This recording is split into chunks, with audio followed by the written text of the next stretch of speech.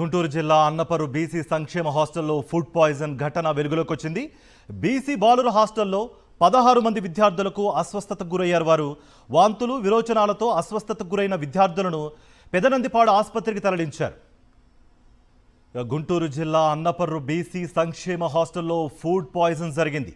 BC బాలుర హాస్టల్లో 16 మంది విద్యార్థులకు అస్వస్థతకు గురయ్యారు. వాంతులు విరోచనాలతో అస్వస్థతకు గురైన విద్యార్థులను పెదనందిపాడు ఆసుపత్రికి తరలించారు.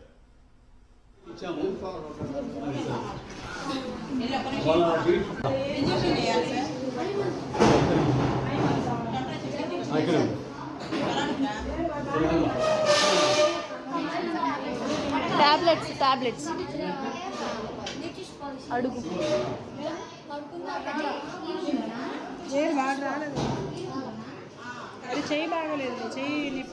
ఇదే అంశానికి సంబంధించి మరింత సమాచారం మా ప్రతినిధి అశోక్ అందిస్తారు. అశోక్, అసలు ఏపీ హాస్టళ్లలో ఏం జరుగుతోంది? ఒక పక్క కలుషిత నీళ్లు తాగటం వల్ల పిల్లలు చనిపోతున్నారు, మరోపక్క ఇట్లా ఫుడ్ పాయిజన్ ఘటనలు. ఆ విద్యార్థుల పరిస్థితి ఎలా ఉంది? మీ దగ్గర ఎటువంటి అప్డేట్స్ ఉన్నాయి?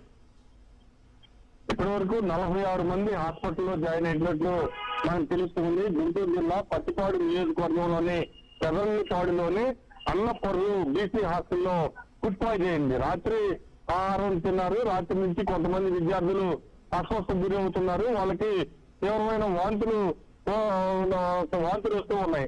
దీంతో ఉదయాన్నే హాస్పిటల్కి తీసుకొచ్చారు. అయితే ఒకరి తర్వాత ఒకరికి అలా వాంతులు కావడంతో మొత్తం మొదట 16 మందిని విద్యార్థులను తీసుకొచ్చారు. తర్వాత మరికొంతమందికి అస్వస్థకు గురయ్యారు. వారికి కూడా వాంతులు అవుతున్నాయి.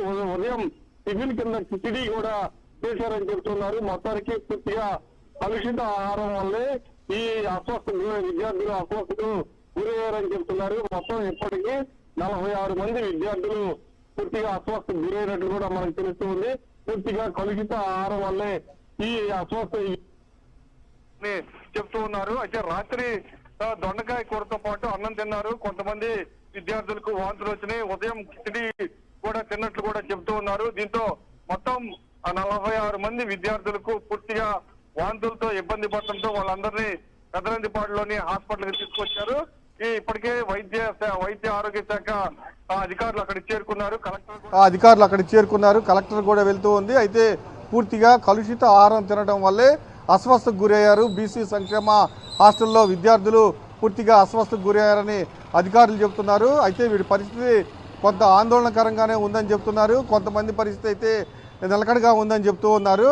అయితే ఒకరి తర్వాత ఒకరు తీసుకొస్తూ ఉన్నారు. ఇప్పటికే 3 బ్యాచ్లు తీసుకొచ్చారు. ఫస్ట్ 16 మంది, తర్వాత ఒక 10 మంది, తర్వాత మరొక 15 మంది, ఇలా బ్యాచ్లు వంతుల వారీగా వస్తూ ఉన్నారు. ఇప్పటికైతే 46 మంది విద్యార్థులు హాస్పిటల్కి తరలించారు. కార్తీక్.